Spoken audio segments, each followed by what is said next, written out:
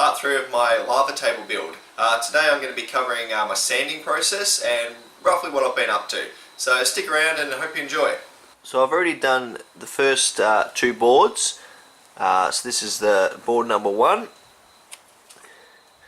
As you can see, I've covered it in sand, only the top, so I haven't done the sides yet because I was going to do that separately because I can have a bit more control. Okay guys, here's a list of items I used to complete this stage of the board. Standard woodwork, PVA glue, dried sand, a plastic tarp, a paintbrush, some paper towel and some water. Alright guys, so this is all I do. Take my paintbrush and my PVA glue and work my way around the board in manageable areas. So it depends what your temperature is on the day and how big your areas are. Probably best to do it late afternoon or mornings where it's not too hot. And you're basically just painting around your PVA glue. You want to get it quite thick, but not too thick. If it's too thick and you start getting lumps, that will reflect in the finished product when you put your sand on. You'll be able to see them. So you just want to brush it around. Now a couple of tricks, I won't bore you too much. When it comes to edges, you don't want to brush this way because you will grab PVA glue and put it across there. What you want to do is brush from inside to outside. That way, as you can see, there's less PVA glue that goes on the edges. Just want to make sure you get a nice good covering. And that's why I found that the squirty bottle is a lot easier because you can just squirt on a bit as you go.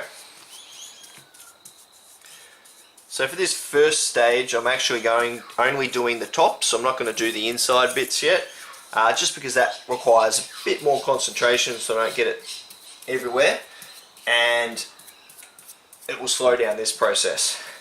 So once you've got it nicely covered everywhere, grab your bucket of sand and just work your way around.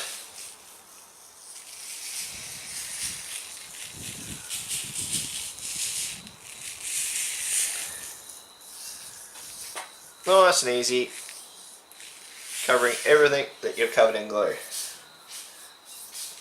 And you want to stay away from the edge a bit. You want to leave a strip there that you can then come back and overlap.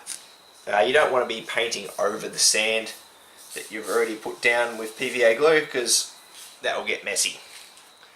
There we go. It's as easy as that. Next step, more PVA glue. And just be a bit careful, blend it in a bit. Once again, you don't want to put your glue too close to your sand. You want to start further away and work your way towards it, so you don't end up with these thick lumps like that. You want to just control it a bit better. Same for in these areas here. You don't want your glue getting too thick in here because this will obscure too much detail. You want it nice and thin. Just work it around. There you have it. That's all that's involved. Putting down PVA glue, covering it in sand. So now I want to just let this table sit till the glue's dry, maybe half an hour to an hour. Let it sit. Then when it's finished, we'll flip it up, collect all the sand because we'll put it on a tarp, pour it back into the bag, and you'll be ready to go for the next step. Now that your board's finished and covered in sand across the top, we want to do the sides. So this is a bit of a more time-consuming process because you want to make sure you don't get too much glue into the area where the lava's going to go. So for this I've just put my PVA glue into a small tub. A fairly damp brush but not too wet. And I'm just going to work my way carefully on the sides in more upward strokes with dabbing to make sure you get into all the crevasses. Once you have a section of the trenches all covered in PVA glue, you want to just make sure that these bits here are cleaned up. You don't really want to be putting extra glue on the edges because that's just going to give it a raised look. Gently go around, tidy it up a bit, Now for the sanding. So for this, all I'm doing is taking my giant bag of sand and filling the trenches up fully. Now you want to make sure that you're really getting it good and covered. Spider. You want to make sure it's full and covered, because if you don't fill it all out to the top, what you'll find is the sand won't glue to the tops and the sides as well.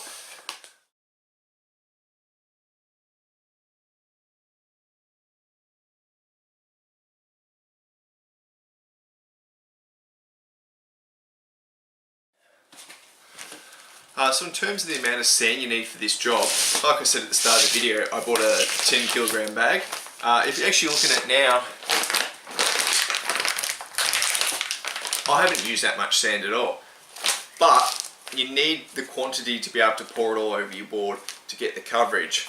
So you can't just do it with small amounts, you need quite a large amount, even so you don't actually use much on your board. For this next stage, before we apply the sealer coat, we just want to make sure there's not too much loose sand in the trenches and lying around. Just want to take a dry brush, quite a large brush, and just give it a bit of a light brushing, just to wipe out all that excess sand that's particularly along here in the edges, tends to get stuck. Just want to give it a good clean out. So for the sealing coat, I mixed up in just your typical run-of-the-mill household spray bottle, water and PVA glue. You don't need much PVA glue because you're just trying to seal it, and the water in the spray bottle will reactivate slightly the PVA that's already there, and you end up with a bit more robust sand. So you just take your spray bottle. All you're really wanting to do, just give it a nice good covering.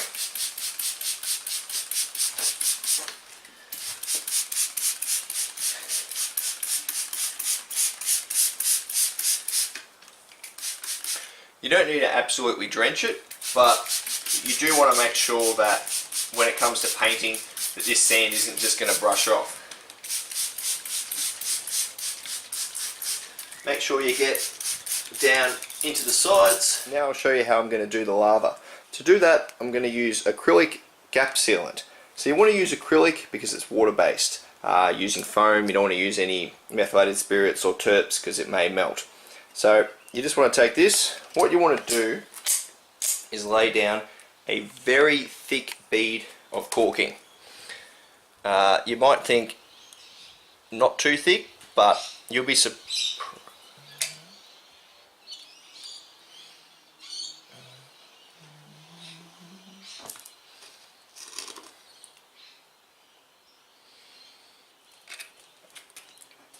So I'm just laying down a really thick bead of caulking. You need it fairly thick because it does spread. There's a fair bit of area to cover, and you want to also get some waves and some rough patterns in it. I'll just do up to the end of this board here. I think that should be about enough. And then what I'm going to do is take my paintbrush. Now get it fairly wet. This stuff's quite sticky, and all you're really doing you just want to work it around backwards and forwards, get a bit of stabbing motion to make sure you get it well up into all those crevasses that you've previously cut. Working it around, making sure your brush is nice and wet, helps it go on nice and smooth. Once you've got a good base, then we can come back and worry about giving it some detail.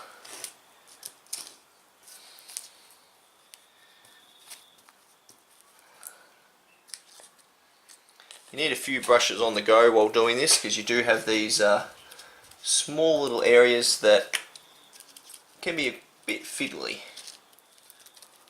Just using a bit of a stabbing motion around the corners, just to make sure we get in under there. It doesn't really matter. See here, if I get a little bit on the sides, you can wipe it off or just paint over it when the time comes. Find this small brush really handy for making sure you get it in all the way into the crevasses.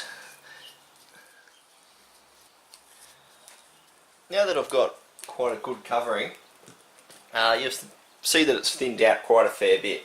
So I'll move on to actually just putting down another row of it. This way I can use this top bit to give it a bit of detail, make things a bit more interesting. You really want to pick up the tops and bottoms.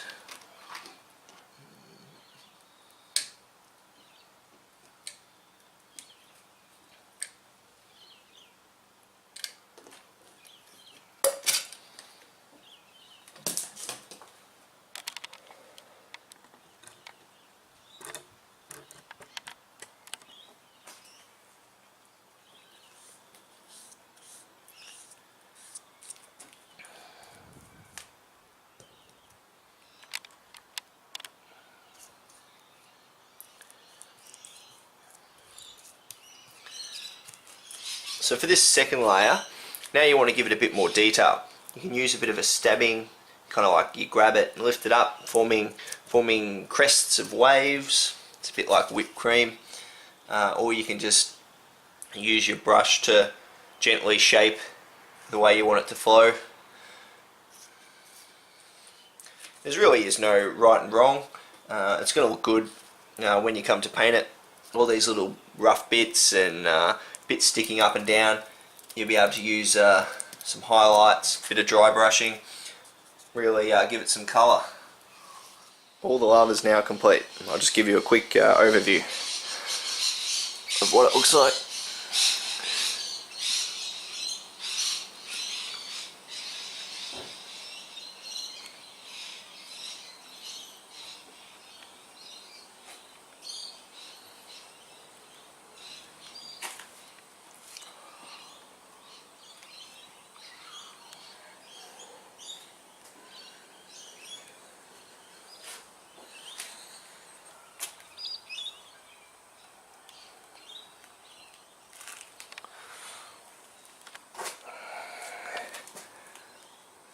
So that's it, guys. Most of the work for the board now is done. Thanks for watching. Be sure to subscribe to my channel. Thanks for watching. See you later.